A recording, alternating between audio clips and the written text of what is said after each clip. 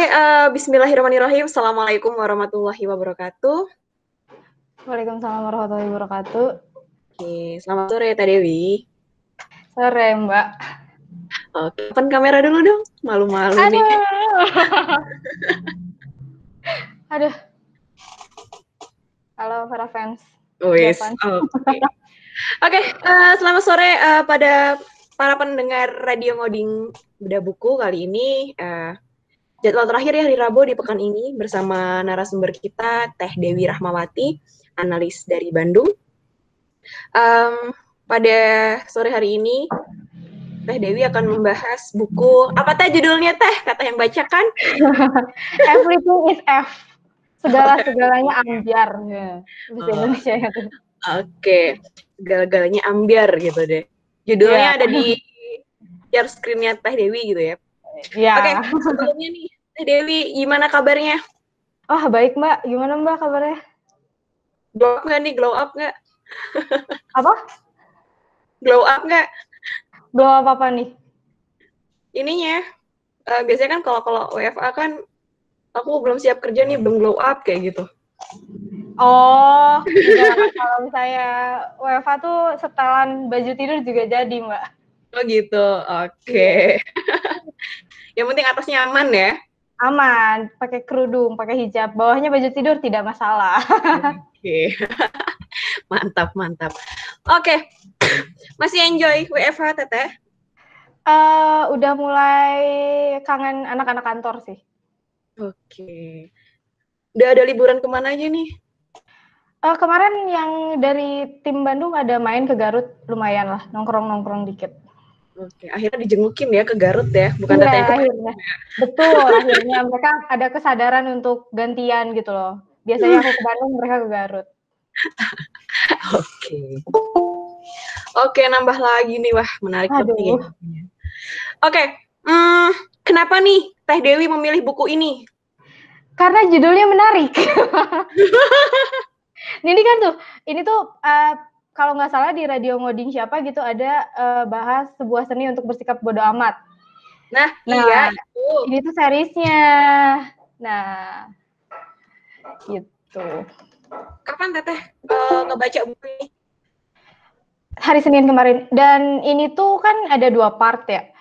Aku baru selesai part 1-nya aja. Dan ini tuh lumayan ngeri juga sih untuk dibahas. Penasaran?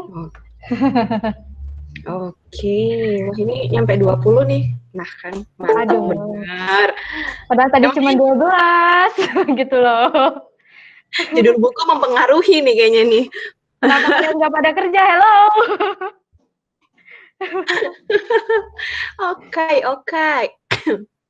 Karena udah banyak nih, jadi aku nggak mau memotong waktu, langsung aja buat Teh Dewi dipersilakan untuk review bukunya. Oke. Salah.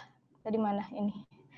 Ini Everything is F. Ini tuh buku karya Mark Manson. Di sini tuh ada 2 part. Part pertama tuh dari chapter 1 sampai chapter 5 yang akan kita bahas itu tentang harapan.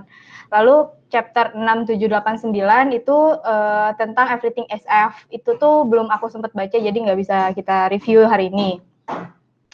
Untuk chapter pertama The Uncomfortable Truth, kenyataan yang pahit gitu. Di sini tuh dibahas bahwa kita tuh harus menerima kenyataan pahit yang akan kita hadapin gitu. Contohnya kayak setiap orang tuh akan mati gitu. Kayak kita pasti akan ditinggalkan oleh orang yang kita sayangi, entah itu oleh kematian maupun oleh misalnya dia ninggalin gitu. Nah, terus kalau misalnya tahu besok kita mati, kenapa kita masih kerja? Kenapa kita masih cari duit gitu, kenapa kita masih makan, toh ujung-ujungnya mati. Nah, kenapa? Kenapanya itu karena kita masih punya harapan gitu.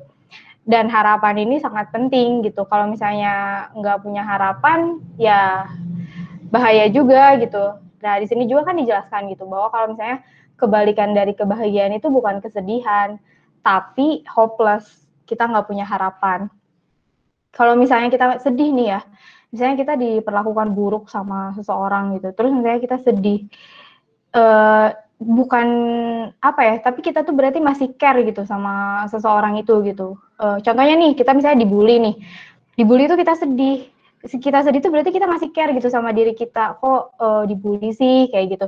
Tapi kalau misalnya ketika kita dibully pasrah gitu, kayak hopeless lah gitu, kayak ya dibully terus gitu, ujung-ujungnya nanti kita depresi dan bisa kayak bunuh diri gitu, karena itu udah hopeless dia tuh gitu, dia udah nggak punya harapan, dia udah nggak peduli dengan sesuatu kayak gitu, dia udah nggak peduli dengan dirinya sendiri. Terus karena harapan itu penting, gimana sih kita kayak ngebangun suatu harapan gitu. Yang pertama tuh a sense of control gitu. Jadi kemauan untuk mengontrol. Ya setidaknya kita mengontrol diri kita sendiri. Karena kalau misalnya kita nggak bisa ngontrol orang lain, kita nggak bisa mengontrol gimana cara orang memperlakukan kita. Tapi setidaknya kita bisa mengontrol diri kita. Bagaimana kita mau bereaksi terhadap terhadap orang-orang gitu loh. Kalau misalnya kita dibully nih, kita bisa balas dengan misalnya baku hantam, atau misalnya kita bisa ngontrol diri kita untuk kayak oke, aku buktiin loh kalau misalnya aku bisa jauh lebih baik dari kalian gitu. Aku bisa buktiin dengan prestasi, a sense of control. Terus a belief in the value of something gitu. Terus kalau misalnya kita juga harus punya kepercayaan gitu loh. Kalau misalnya dibully nih, kita percaya loh sama diri kita gitu, bahwa kita bisa membuktikan bahwa kita tuh lebih baik gitu dari mereka gitu. Kita tuh punya nilai lebih gitu di mereka. Kenapa mereka ngebully? Karena mereka tuh karena kita punya sesuatu yang nggak mereka punya, misalnya kayak gitu. Terus and a community. Jadi kita merasa kayak kita tuh bagian penting dari sesuatu gitu loh, dari suatu komunitas. Kalau misalnya teman-teman ngejauhin kita gitu, setidaknya kita punya keluarga gitu, dan keluarga itu lebih berharga. Itulah untuk misalnya ngebangun harapan gitu, harapan hidup biar nggak hopeless lah gitu. Misalnya ya kita dibully gitu, tapi kita punya keluarga yang lebih menyayangi kita. Kayak gitu untuk chapter pertama. Untuk chapter kedua, self control is an illusion. Jadi di sini tuh dijelaskan bahwa sebenarnya kita tuh dalam diri kita tuh punya dua otak. Ada thinking brain sama feeling brain. Kalau thinking brain itu dia tuh lebih ke kalkulasi, lebih ke pengetahuan lah gitu. Kalau misalnya si thinking brain itu lebih kayak logik gitu, logika gitu kan ya. Sedangkan si feeling brain itu lebih ke emosi kita terhadap sesuatu. Nah, kedua brain ini dia tuh punya kelemahan dan kelebihan masing-masing. Si thinking brain dia punya kelebihan, dia tuh akurat, dia tuh benar gitu. Tapi kelemahannya dia tuh lama. Kalau misalnya mau memperkirakan cuaca nih, kita kan harus risetnya lama lah, arah angin lah, apalah gitu dipertimbangkan. Dan kalau misalnya si thinking brain ini nggak diasah, dia tuh bisa kelalep, kita tuh bisa lupa gitu. Contohnya kayak misalnya dulu pas SMA kita belajar fisika, karena udah kerja nggak kepake, lupa fisika itu apa gitu loh. Sedangkan kalau misalnya si feeling brain ini, dia tuh lebih spontan, lebih cepat. Tapi ya dia nggak akurat. Kayak misalnya perkiraan cuaca nih, kalau si thinking itu dia harus kayak memperkirakan arah angin lah, apalah gitu. Sedangkan si feeling tuh kayak, kayaknya besok cerah deh gitu, tahu-tahu hujan gitu, itulah gitu. Dia tuh cepat tapi nggak akurat. Nah, sadar atau enggak, sebenarnya yang lebih lebih mengontrol diri kita itu adalah emosi, si feeling brain ini. Dia tuh lebih banyak mengontrol kehidupan kita dibanding si thinking brain. Contohnya kayak gini deh. Saya kita mau es krim nih. Si thinking brain dia akan berpikir es krim itu nggak sehat, es krim itu gula, penyebab diabetes, terus dia tuh bikin gendut. Sedangkan si feeling brain dia akan lebih berpikir kayak, wah enak nih siang-siang makan es krim, seger deh kayaknya gitu kan. Nah, terus si feeling brain ini dia akan mengarahkan si thinking brain untuk berpikir kayak, kamu hari ini udah kerja, udah capek, ayolah es krim lah biar keobatin gitu stresnya. Dan ujung-ujungnya nanti si thinking brain itu akan menyetujui gitu si feeling brain. Iya nih kayaknya es krim enak kalau siang-siang gini. Dan akhirnya kita beli es krim gitu. Jadi sebenarnya kita itu dikendalikan oleh emosi kita. Apapun yang kita lakukan itu nggak jauh beda, decision making kita itu dikendalikan juga oleh emosi kita. Makanya kadang kita kalau misalnya lagi marah, kita suka decision making kita tuh buruk gitu, karena emosi kita tuh lagi gak stabil, kayak gitu. Terus yang ketiga tuh Newton Laws of Emotion. Jadi ada 3, aku nggak tahu sih ini ilmiah atau enggak, soalnya ada Newtonnya ya. Jadi katanya tuh ada 3 hukum emosi. Yang pertama tuh untuk setiap aksi tuh ada 2 ada equal dan opposite emotional reaction. Jadi ada ingin menyamakan, ada yang kebalikannya. Contohnya gini, misalnya kita kena pukul nih sama seseorang, kita pasti akan memiliki 2 pilihan untuk bereaksi. Yang pertama, kita mukul balik. Itu yang namanya equal. Kita akan mukul balik karena kita merasa aku dipukul, kamu juga pantas dipukul, kenapa kamu mukul aku, kan aku nggak salah apa-apa gitu. Tapi taruhlah setelah misalnya mukul, si orang yang mukul kita itu dia gini, aduh aku maaf ya nggak sengaja, ini 100 juta misalnya. Terus kita kayak, wah 100 juta nih, dipukulnya gak seberapa tapi duitnya banyak gitu. Kita memaafkan tanpa perlu mukul balik gitu. Itu yang namanya opposite gitu. Jadi daripada dibalas dengan baku hantam gitu, kita kayak memaafkan, tapi ya memaafkan juga dapat duit gitu loh. Gitu. Terus hukum yang kedua tuh our self worth equals the sum of our emotion over time. Ini tuh jadi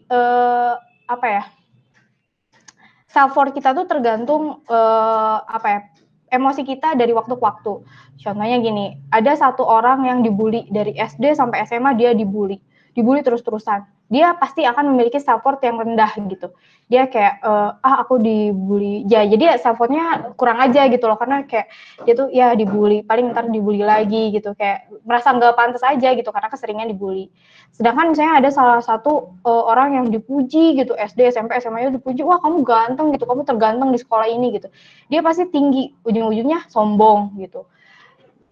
Tapi sebenarnya mereka tuh nggak jauh beda gitu. Si yang dibully dan yang diagung-agungkan itu nggak jauh beda.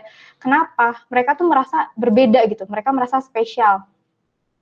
Mereka merasa pantas diperlakukan tidak sama orang-orang. Yang self worth-nya rendah merasa kayak dia pantas loh dibully gitu karena keseringan. Karena mungkin akunya juga yang salah gitu. Yang diagung-agungkan dia merasa spesial, aku harusnya disembah-sembah, bukan sembah-sembah sih, diagung-agungkan gitu karena aku tuh ganteng gitu. Mereka ngerasa spesial gitu, mereka tuh narsis gitu, nggak jauh beda gitu. Terus yang ketiga tuh your identity will stay your identity until a new experience act against it. Jadi kalau misalnya yang tadi tuh yang diagung-agungkan, dia tuh ganteng katanya, dari SD sampai SMA tuh dia terkenal ganteng gitu. Tiba-tiba pas kuliah dia tuh kecelakaan. Terus misalnya mukanya rusak, dia pasti deny gitu, wah nggak mungkin aku jelek, aku pasti ganteng gitu. Jadi identitasnya tuh aku ganteng, terus tiba-tiba kecelakaan, dia misalnya pertamanya pasti denial gitu, pasti kayak nggak terima kalau misalnya mukanya tuh berubah, kayak gitu. Nah, chapter 4 ini menarik, tapi aku nggak akan bahas. Karena buku ini dalam bahasa Inggris dan aku takut salah mengartikan. Jadi di chapter 4 ini, entah kenapa dia bahasnya cara membuat agama. How to start your own religion. Sell hope to the hopeless. Pokoknya yang kayak gitu. Dan aku nggak lanjutin baca sih, aku takut salah mengartikan gitu. Dan aku nggak akan bahas. Kalau misalnya ada yang mau bahas, silakan. Ya, itulah. Ini kita lewat aja. Chapter terakhir yang akan kita bahas hari ini adalah Hope is F. Jadi di sini tuh, di chapter ini tuh diajarkan untuk mengontrol harapan juga. Karena kan di chapter pertama kita disuruh untuk berharap. Tapi di chapter 5 ini kita dibatasi juga harapannya. Kayak misalnya jangan terlalu berharap terlalu tinggi karena nantinya kalau misalnya jatuh sakit. Kayak misalnya gini, tahun 2020 mimpi ke bulan gitu, tapi karena corona nggak jadi. Akhirnya kita sedih, kita nggak happy lah gitu. Padahal kan di balik nggak jadinya itu kita misalnya menemukan penemuan baru gitu, tapi tetap nggak seneng gitu karena kita nggak jadi ke bulan. Makanya harapannya itu juga harus dibatasi. Terus di sini disebutkan jangan berharap untuk diberikan kebahagiaan, jangan berharap untuk misalnya dihilangkan kekurangan, jangan berharap untuk dihilangkan kesakitan, tapi berharaplah untuk kesempatan gitu, kesempatan di setiap rintangan, harapan untuk misalnya ada kebahagiaan yang datang di saat kesedihan gitu. Terus ada misalnya ketika kita stres, kita capek, ada kekuatan di sana. Harapannya tuh kayak gitu. Terus challenge-nya kita tuh jangan berharap untuk menjadi lebih baik, tapi jadilah lebih baik. Contohnya kalau misalnya kadang kita tuh misalnya resign kerja, berharap di kerjaan yang baru itu dia lebih baik, tapi dia nggak ngelakuin apa-apa, cuman harapan aja. Dia cuma berharap bahwa kantornya yang baru tuh memperlakukan dia spesial gitu. Kita kan nggak bisa kayak gitu, kita nggak bisa ngontrol orang-orang di sekitar kita cuma bisa ngontrol diri kita. Jadinya daripada kita alih-alih berharap bahwa kantor yang baru misalnya memperlakukan kita spesial, kenapa nggak kita yang mengupgrade diri kita untuk misalnya menjadi spesial, menjadi lebih baik. Gitu. Mbak, yang 678 aku nggak bisa share karena belum aku baca. Oke. 28 peserta, wih, luar biasa, benar. Oke, kali ini aku nggak bakal tanya-tanya ke Teh Dewi. Jadi, karena di sini 28, aku mau dari rekan-rekan deh. Maksudnya ini luar biasa nih, kemarin-kemarin di bawah 20, sekarang 28. Jadi, ayo dari teman-teman silahkan yang mau tanya-tanya ke Teh Dewi, harus ada. Pokoknya aku nggak mau tanya ya. Ini luar biasa. Ayo. Wah, tidak ada. Oke, cukup sekian. Udah buku. Mbak di mute. Oh iya ya ampun. Oke, teman-teman. Cukup sekian. Iya, udah ngomong dari tadi ternyata ke-mute. Jadi, karena ini ada 28 peserta ya, tumben banget ini. Jadi kali ini saya nggak akan Oke, sebentar Pak. Kali ini saya nggak akan tanya-tanya ke Teh Dewi. Jadi sengaja banget biar teman-teman semua yang tanya langsung ke Teh Dewi karena ini luar biasa untuk pertama kalinya, lebih dari 20. Nih, dari pertama ada Pak Wisnu deh. Silakan Pak Wisnu untuk open mic Pak, langsung aja Pak. Oke, aku masih mencoba memahami ya, aku belum pernah baca buku ini. Jadi buku ini apa ya? Jadi kan kayaknya tadi tentang yang aku tangkap kan jadinya kan yang paling terakhir yang paling aku bisa pahamin gitu. Apa jangan berharap sama orang lain gitu, tapi ya kontrol apa yang bisa kita kontrol kayak gitu kan. Tapi problemnya apa sih? Aku masih belum nangkap ya yang ingin disampaikan di buku ini gitu. Ya, problem dan solusinya gitu. Ya, ini tuh kalau yang aku baca sih lebih ke selain harapan tadi tuh lebih ke ngontrol diri kita sih, ya nyambung ke harapan juga. Jadi kayak apa ya? Kita tuh terima gitu. Kan tadi ada the uncomfortable truth gitu. Jadi kita tuh harus nerima kenyataan bahwa kita tuh nggak bisa ngontrol semua orang. Kita hanya bisa ngontrol diri kita sendiri gitu. Lebih ke self controlling sih. Soalnya kan bahas emosi juga di sini tuh. Got it. Jadi intinya mengingatkan bahwa kita nggak bisa nyalahin sesuatu di luar diri kita gitu kan. Jadi bisa jadi ada orang jahat sama kita, tapi kita nggak bisa nyalahin dianya gitu. Tapi nyalahin yang bisa kita kontrol adalah respon apa yang akan kita lakukan terhadap dia gitu kan. Kayak gitu nggak sih? Mungkin kayak gitu. Atau ada lagi? Menarik sih.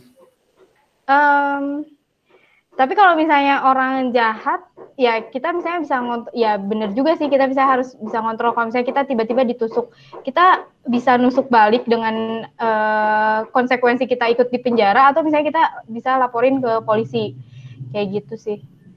Atau kita berlatih silat kan, jadi kalau ada yang nusuk kita ya nggak ada masalah gitu, karena kan ya kan kita ketusuk karena kita nggak bisa silat gitu kan. Iya, nah di sini juga kalau nggak salah ada part yang misalnya bukan, jadi intinya tuh karena tadi dipukul bukan berarti kita nggak bisa mukul balik gitu, tapi kita memikirkan gitu, kalau misalnya kita mukul balik itu konsekuensinya tuh apa gitu loh, apa jalan lain selain misalnya mukul balik itu loh gitu. Ada sih part itu.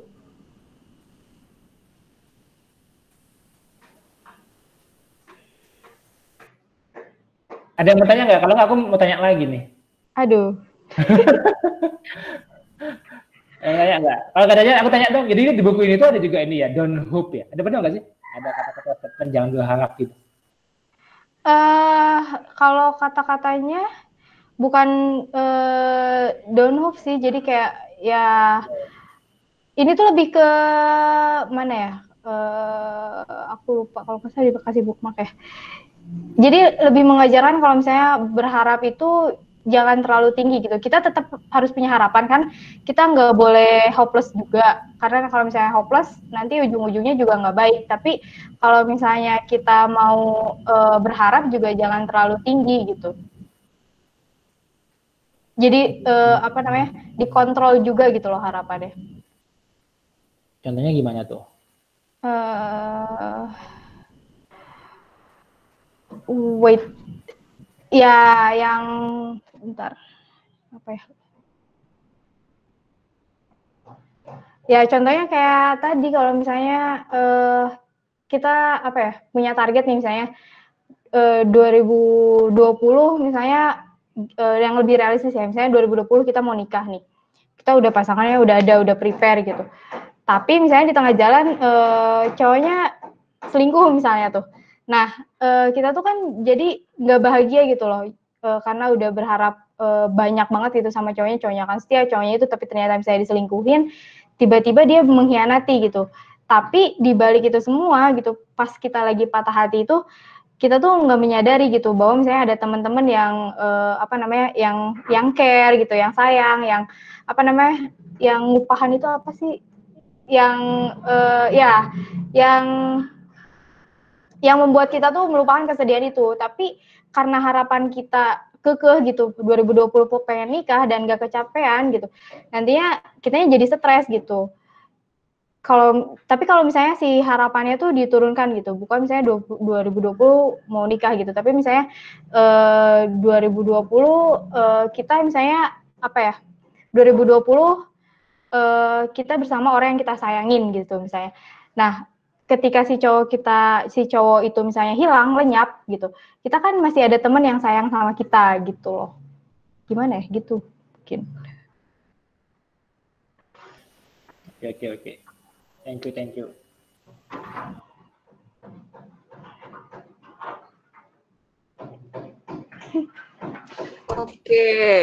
Oke, siapa lagi nih? Pokoknya aku gak mau tanya nih karena penontonnya banyak banget, pendengarnya banyak banget. Aduh.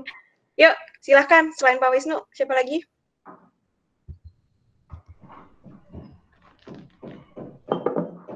Gak ada. Oke. Sebenarnya siapa sih yang baca buku bersikap tuh?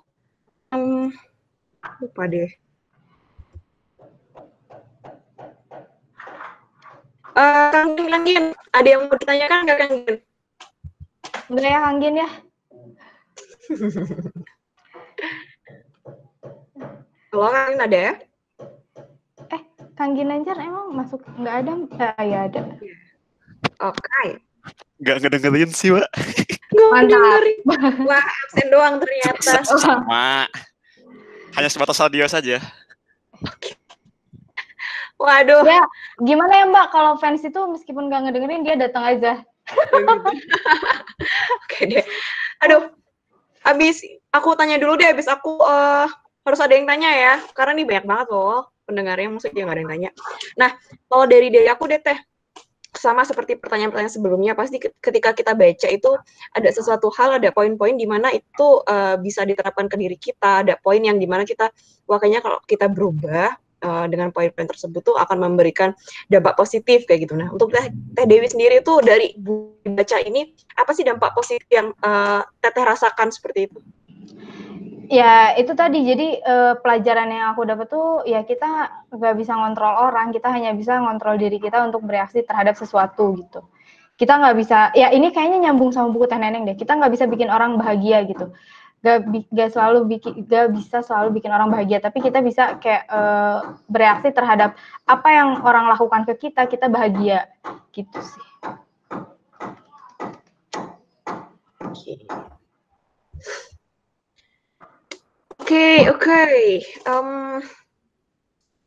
Coba deh ke Bu Reni deh. Bu Reni, standby Bu Reni. Halo Bu Reni ada?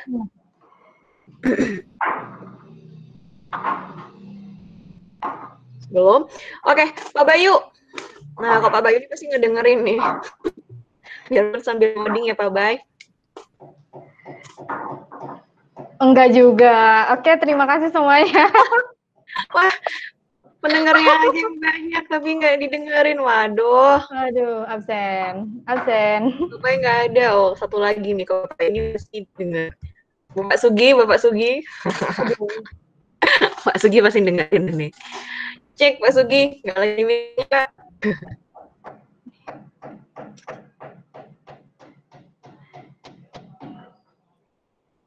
Halo Pak Sugi. Tidak juga. Wah, benar-benar banyak pendengar aja ini. Dari yang lain nggak ada? Tidak ada. Kita 2 menit cuman absenin orang, Mbak. Ya udah deh kalau nggak ada, saya lagi aja deh yang bertanya. Aduh. Terus kalau itu untuk teteh-teteh sendiri ya gitu. Nah, pasti ada dong, kita kan di Java kan berorganisasi ya, pasti ada dong poin-poin yang dimana teteh bisa mengimplementasikan itu tuh di Java gitu.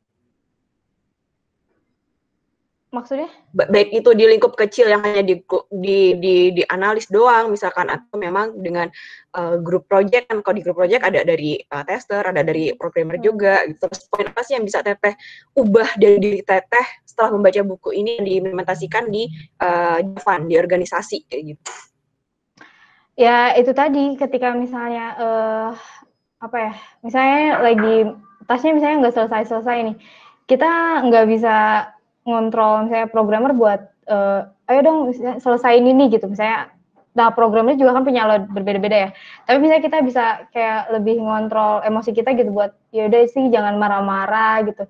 Ngapain juga marah-marah kan, kalau misalnya marah-marah nanti juga nggak enak gitu di kelompoknya gitu. Gitu sih Mbak. Jadi ke ngontrol emosi aja sih di sini tuh. Karena kalau misalnya ada masalah terus misalnya kita marah-marah gitu, nantinya takutnya jadi hubungannya tuh akan renggang gitu loh. Itu yang akan yang dihindari. Oke. Tapi kayaknya ini udah teteh terapkan ya sebelum membaca buku ini. Mungkin kan sebagai teteh kan sebagai kandidat the most helpful itu ya, dimana teteh bisa memanage emosi teteh ketika menghadapi klien itu. Terus dengan tambahan membaca buku ini ada tambahan poin apa lagi sih teh? Kayaknya kemarin-kemarin sudah bisa gitu kan, tapi sekarang akan semakin bisa lagi. Itu poin utamanya apa sih dalam bab emosional kayak gitu? Ya berarti nambahin berpikir positif, terus nggak nambahin apa ya, ngurangin ekspektasi gitu. Kalau misalnya sehari misalnya bisa programmer ngerjain 10 task, misalnya dikurangin jadi loadnya mereka tuh cuma 7 gitu. Oke. Menarik. Terus nih, wah Tesita udah live. Terakhir deh, dari Teh Dewi, bujuk rayu apa sih yang diberikan ke kita nih dengan alasan kenapa kita harus baca buku ini nih? Kayaknya sih menarik banget sih.